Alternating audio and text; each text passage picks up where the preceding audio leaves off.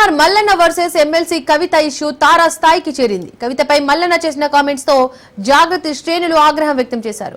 మల్లన్న కార్యాలయంపై దాడి చేశారు. ఈ ఘటన తీవ్ర రూపం దాల్చింది. దీంతో ఇరు వర్గాలు పలు పిఎస్లలో ఫిర్యాదులు చేసుకున్నాయి. మల్లన్న మేడిపల్లి పిఎస్ లో కంప్లైంట్ చేయగా కవిత డీజీపీ ఫిర్యాదు చేసింది. జాగృతి నేత అశోక్ యాదవ్ రాచకొండ పిఎస్ లో ఫిర్యాదు చేశారు. ఇరు వర్గాల ఫిర్యాదులు స్వీకరించిన పోలీసులు ఇరువురిపై కేసులు ఫైల్ చేశారు.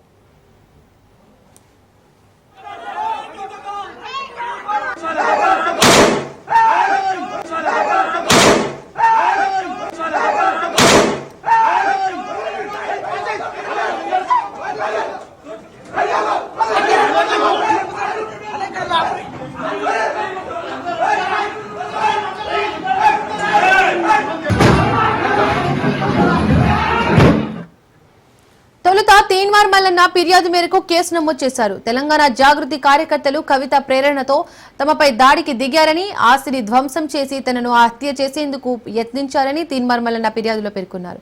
దీనిపై ఐపీసీ 147, 148, 452, 307, 427, 506, 353 రెడ్ విత్ 149, 109 సెక్షన్లతో పాటు బిఎన్ఎస్ సెక్షన్ల కింద కేసు నమోదు చేశారు.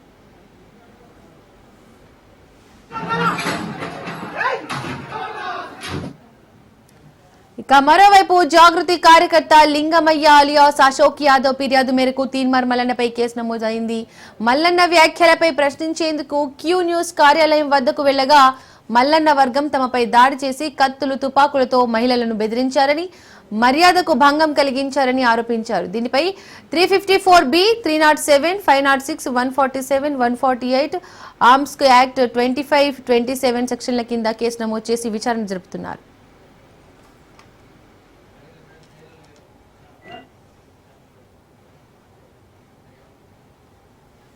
ఇక ఈ అంశానికి సంబంధించి పూర్తి అప్డేట్స్ మా ప్రతినిధి సైదులు అందిస్తారు. సైదులు, తీన్మార్ మల్లన్న కవిత ఇష్యూకి సంబంధించి డీటెయిల్స్ ఏంటి? దీపిక, ఒకరిపై ఒకరు పరస్పరంగా ఫిర్యాదులు చేసుకున్నారు. రాచకొండ పోలీస్ కమిషనరేట్ పరిధిలో ఇటు తీన్మార్ మల్లన్న పైన, అదేవిధంగా తెలంగాణ జాగృతి కార్యకర్తలపైన కేసులు పోలీసులు నమోదు చేయడం జరిగింది. అయితే దర్యాప్తు కొనసాగుతుంది. నిన్న కూడా క్లోజ్ టీమ్స్ వచ్చాయి.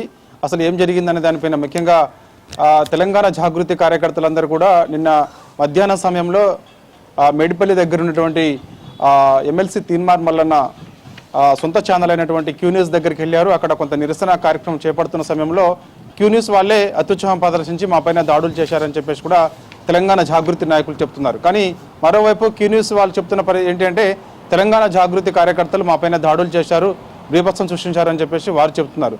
సో ఇద్దరు ఫిర్యాదుల మేరకు, అంటే ఇటు క్యూ న్యూస్కి సంబంధించినటువంటి ఎంప్లాయీస్ ఫిర్యాదు మేరకు, ఎమ్మెల్సీ తీన్మార్ మల్లన్న ఫిర్యాదు మేరకు, అదేవిధంగా తెలంగాణ జాగృతి కార్యకర్తల ఫిర్యాదు మేరకు అయితే రాచకొండ పోలీస్ కమిషనరేట్ పరిధిలో ముఖ్యంగా కేసులు నమోదయ్యాయి.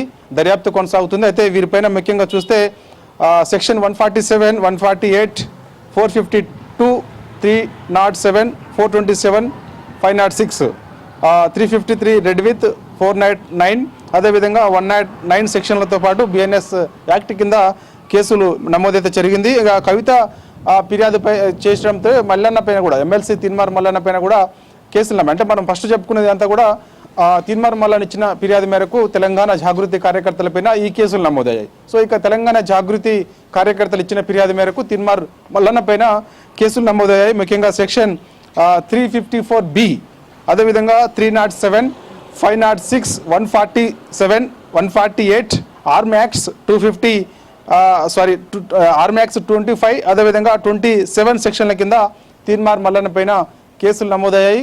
పోలీసులు దర్యాప్తు చేస్తున్నారు. తర్వాత మరి ఇక చూడాలి, దర్యాప్తులో భాగంగా తర్వాత ఫర్దర్గా ఎటువంటి నిర్ణయాలు పోలీసులు తీసుకోబోతున్నారు ఏంటనేది కూడా మనకైతే తెలియాల్సి ఉంటుంది. ఏదేమైనా సరే ప్రస్తుతం అయితే మాత్రం ఈ అంశం నిన్న మాత్రం కొంత హాట్ టాపిక్నే మారిందని చెప్పవచ్చు. ఇటు ఎమ్మెల్సీ కవిత పైన ముఖ్యంగా ఆయన జహీరాబాద్ బీసీ సంఘాల నాయకుల సమావేశంలో కొన్ని వివాదాస్పద వ్యాఖ్యలు చేశారని చెప్పేసి కూడా ప్రధాన ఆరోపణ తీన్మార్ మల్లన్న పైన ఉంది.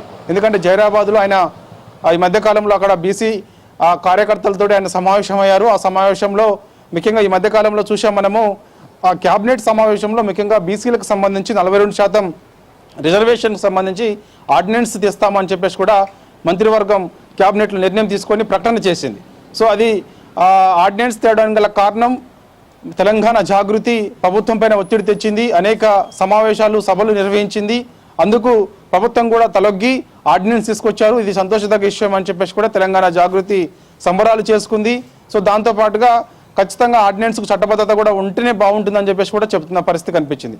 అయితే ఈ సమయంలో తీన్మార్ మల్లన్న జహీరాబాద్ పార్లమెంట్ పరిధిలో అక్కడ ఉన్నటువంటి కార్యకర్తల సమావేశానికి వెళ్ళినప్పుడు ఆయన కొన్ని వ్యాఖ్యలు చేశారు. ముఖ్యంగా అంటే ఏంటి, ఈ కాంగ్రెస్ ప్రభుత్వం బీసీలకు సంబంధించి 42% రిజర్వేషన్ కల్పిస్తామని ఆర్డినెన్స్ చేస్తే తెలంగాణ జాగృతికి నాయకులకు ఏం సంబంధం అని చెప్పేసి కూడా ఆయన కొన్ని వివాదాస్పద వ్యాఖ్యలు చేశారు. ఆ వ్యాఖ్యలు ఇప్పుడు పెద్ద దుమారం రేపాయి. దానిలో భాగంగా ఆ వివాదాస్పద వ్యాఖ్యలు తీన్మార్ మల్లన్న ఎమ్మెల్సీ కవిత పైన చేసినటువంటి వ్యాఖ్యలు సమాధానం ఖచ్చితంగా చెప్పాలి, క్షమాపణ చెప్పాలి, బహిరంగ క్షమాపణ చెప్పాలని చెప్పేసి కూడా డిమాండ్ చేశారు. దానిలో భాగంగా నిన్న క్యూన్యూస్ ఆఫీస్ దగ్గరికి వెళ్ళారు తెలంగాణ జాగృతి కార్యకర్తలందరూ కూడా. తీన్మార్ మల్లన్న ఆ సమయంలో క్యూన్యూస్ ఆఫీసులోనే ఉన్నారు.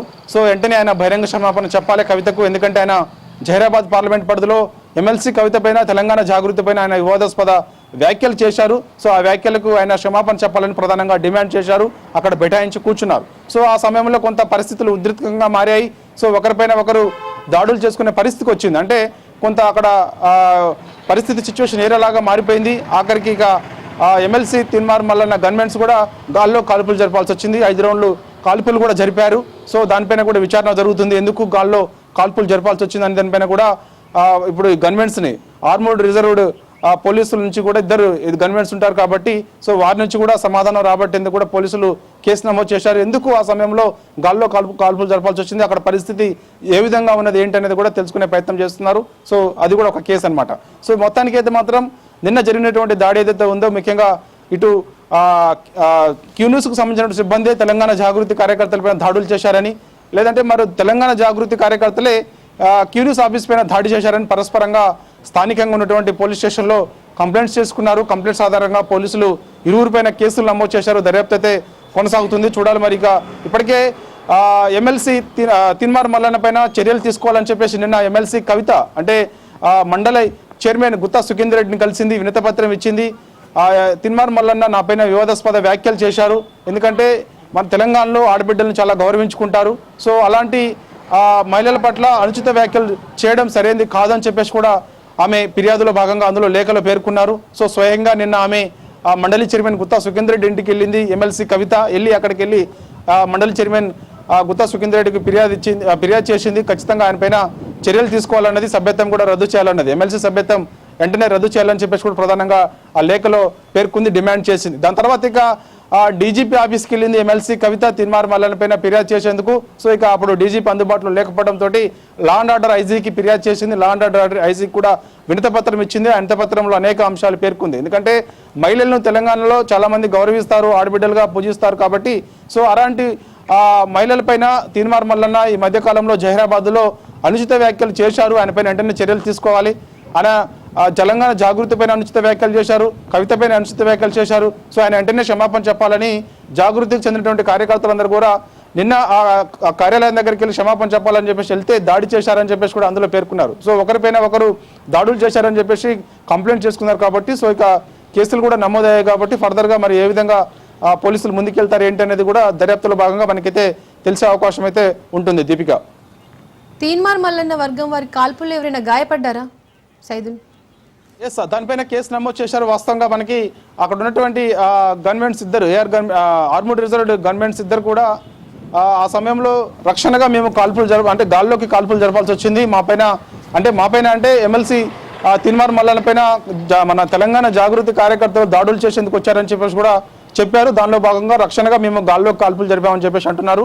సో ఆ కాల్పుల్లో తెలంగాణ జాగృతి కార్యకర్త గాయపడ్డారని మొదటిగా వార్తలు వచ్చాయి. మరి తర్వాత ఇప్పుడు కేసు నమోదు చేసిన తర్వాత నిజంగా ఆ బుల్లెట్స్కి ఏమన్నా ఆయన గాయపడ్డారా, లేదంటే ఆ సమయంలో దాడి నేపథ్యంలో ఇంకేమైనా జరిగిందా అనేది కూడా మనకి దర్యాప్తులో భాగంగా తెలిసే అవకాశం ఉంటుంది. ఎందుకంటే అది చాలా సెన్సిటివ్ ఇష్యూ కాబట్టి మనం ఇప్పుడు దాని గురించి ఏం చెప్పలేని పరిస్థితి. ఎందుకంటే పోలీసు దర్యాప్తులోనే తెలిసే అవకాశం ఉంటుంది, బుల్లెట్ గాయమైందా లేకపోతే అక్కడ ఏం జరిగింది అనేది కూడా మనకి క్లారిటీ రావాలి. కాబట్టి మొదటగా అయితే మాత్రం తీన్మార్ మల్లన్న గన్మెన్స్ గాల్లో కాల్పులు జరిపినప్పుడు తెలంగాణ జాగృతి కార్యకర్త గాయపడ్డారని చెప్పేసి కూడా వార్తలు వచ్చాయి కాబట్టి దానిపైన కేసు నమోదు చేశారు. వాళ్ళ నుంచి ఎవరైనా తెలుసుకునే ప్రయత్నం చేస్తున్నారు కాబట్టి సో ఖచ్చితంగా దర్యాప్తులో భాగంగా ఆ విషయం కూడా మనకు తెలిసే అవకాశం ఉంటుంది. Deepika, right Saidulu, thank you.